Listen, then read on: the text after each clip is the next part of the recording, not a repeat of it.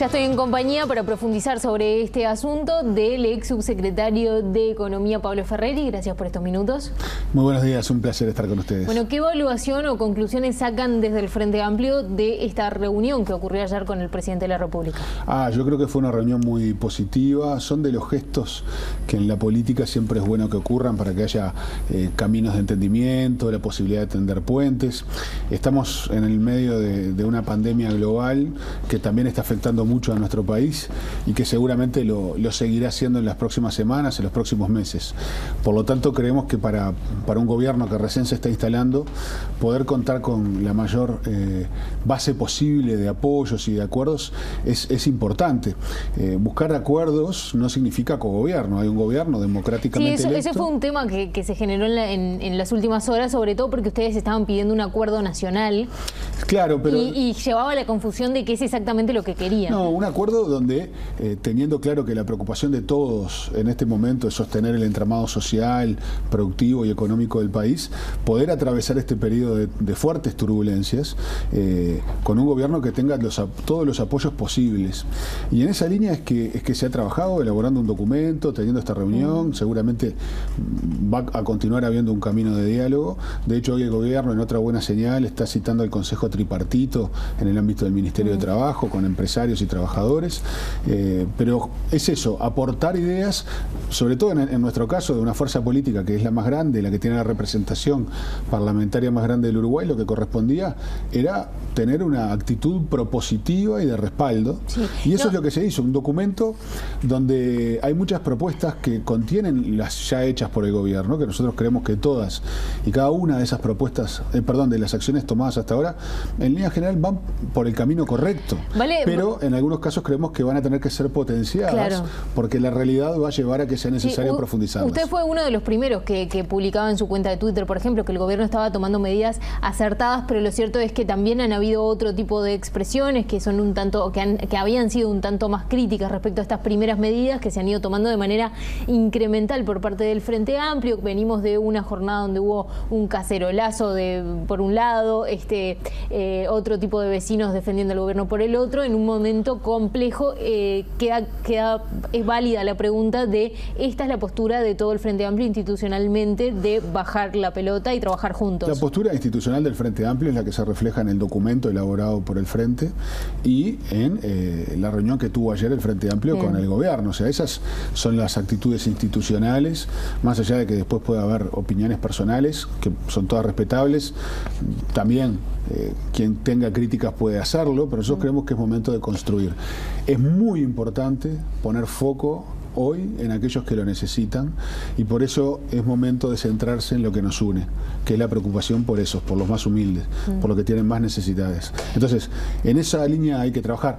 Ya habrá tiempo para hacer política partidaria, para discusiones. Hoy no es momento de política pequeña, es momento de la gran política. Una de las propuestas que hace el Frente Amplio, que le acercó al presidente de la República, es lo de establecer un salario mínimo para todas aquellas personas que no tienen ningún tipo de cobertura de BPS, de Mides, y también equipararle a aquellas personas para que lleguen hasta lo que sería un salario mínimo mientras pase esto. ¿Qué reacción ha habido del otro lado? Bueno, la reunión de ayer fue una reunión de intercambio de ideas. Sé que hubo receptividad, por lo menos en escucharlas. Después, obviamente, el gobierno es quien toma las decisiones que entiende mejores.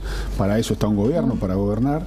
Pero sí es claro que hay una franja de la sociedad que recibe asignaciones familiares y tarjetas Uruguay Social, esos son los más necesitados.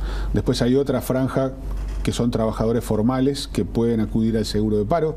También creemos que allí hay que flexibilizar algunas condiciones, brindar otras herramientas, pero pueden acceder al seguro de paro. Y hay una franja intermedia que no recibe las ayudas de asignaciones familiares o tarjetas de Uruguay Social, porque tienen trabajo, pero ese trabajo no es formal y por lo tanto no pueden acceder al seguro de paro. Ahí hay un núcleo de población que la está pasando mal, porque por lo general son trabajadores informales o que viven de un jornal diario, que no están pudiendo realizarlo en este momento, y por lo tanto creemos que, si bien se tomó una medida correcta, como es anunciar que se va a darles una canasta de alimentos, creemos que eso no es suficiente. La realidad indica que se va a precisar una ayuda más fuerte en esa población. Son una serie de medidas, no vamos a repasarlas todas una por una, pero lo cierto es que son muchas las medidas que le presentó el Frente Amplio al gobierno. ¿Tienen estimado cuánto saldría y cómo financiarlas? Porque el documento no entra en el detalle de cómo financiar esto.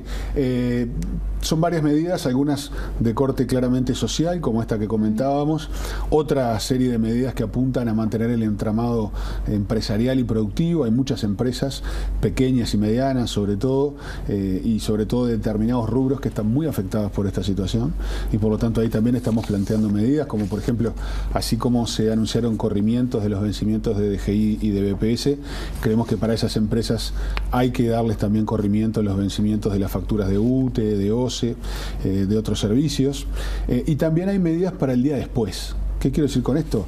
Esta pandemia ojalá dure lo menos posible, pero luego, más allá o más acá, habrá que reactivar los motores de la economía, y por lo tanto también estamos planteando medidas que van en esa línea, la línea de impulsar rápidamente o lo más rápido posible a nuestra economía. Todas estas medidas obviamente tienen un costo, pero, y esto también se conversaba ayer con el presidente y su equipo, y yo creo que en esas cosas hay cierto consenso. Las medidas tienen costo, pero no tomar medidas obviamente puede tener un costo mucho mayor, mucho mayor. Si no se sostiene ese entramado social, ese entramado productivo a las empresas del Uruguay, no asistir ahora puede salir mucho más costoso en el futuro. Por eso nosotros sí planteamos que Uruguay tiene una espalda financiera importante. Hoy Uruguay cuenta con créditos preaprobados, con organismos multilaterales de crédito por aproximadamente 2.200 millones de dólares, y el conjunto de medidas que nosotros planteamos tiene un costo sensiblemente inferior a eso, algo menos de la mitad de esas líneas que Uruguay podría utilizar porque ya las tiene preaprobadas. Cabe recordar que el gobierno ya anunció que las medidas que ha tomado hasta el momento tiene un costo de aproximadamente 400 millones de dólares, y seguramente se vayan incrementando. Se vaya a incrementar de manera significativa, lo han dicho las propias autoridades. O sea, yo creo que al final vamos a converger a una ayuda que está en el orden de lo que terminamos nosotros proponiendo, o no, pero yo creo que el monto va a andar por ahí de lo que va a precisar Uruguay. Habrá que ver. Se había hablado de unos 1.000 millones de dólares. Nosotros creemos que es algo inferior a 2 puntos del PBI lo que se va a precisar.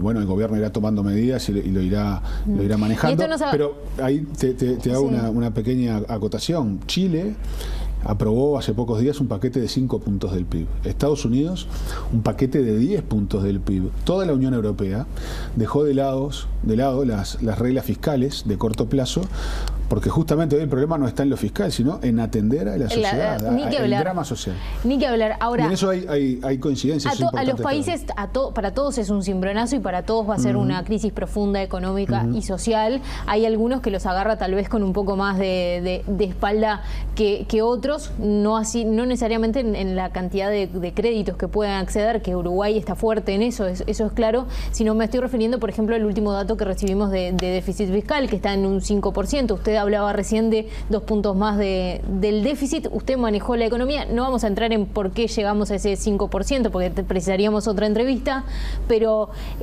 usted manejó la economía. ¿Cómo visualiza que sale la economía uruguaya de esto? Sí, varias reflexiones. La primera, esto no implica un aumento del déficit de 2 puntos del PBI de manera permanente. No, ni que hablar. Es focalizado, es puntual, pero es transitorio. Sí salimos más endeudados, eso ni que hablar. Sí, bueno, es una realidad que van a atravesar todos los países del mundo. Y hoy el foco, reitero, tiene que estar en la gente. Ni que hablar. En la gente que lo pasa mal. Sí creemos que esta ayuda, que es dinero que se vuelca de alguna forma a la economía, también permite que la economía no se deteriore aún más, y por otro lado permite ir pensando en medidas para reactivarla rápidamente. O sea, lo que hay que hacer luego es tratar de retomar los motores del crecimiento de la economía uruguaya, que tiene que ver con el consumo interno, obviamente, pero también tiene que ver con la inversión y tiene que ver con las exportaciones. Exportaciones que para un país pequeño como Uruguay, necesariamente abierto al mundo, son absolutamente fundamentales. Pero ahí también va a ir dependiendo eso de la velocidad con la cual los mercados a los cuales le exporta Uruguay puedan ir poniéndose de pie, porque estamos viendo retracciones en las economías muy importantes, ¿no? El principal mercado de Uruguay, que es China, vemos que ya está teniendo alguna salida de la crisis sanitaria y también algunas señales de pequeñas señales todavía, pero señales al fin de reactivación económica. Bueno, habrá que ir viendo cómo va. Muy brevemente, para finalizar, ¿cómo sigue el diálogo con el gobierno? Yo creo que lo más importante es que el diálogo sigue. Esa es la primera definición.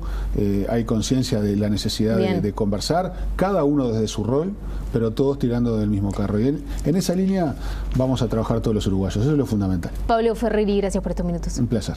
Hacemos una tanda, ya seguimos con más BTV Noticias.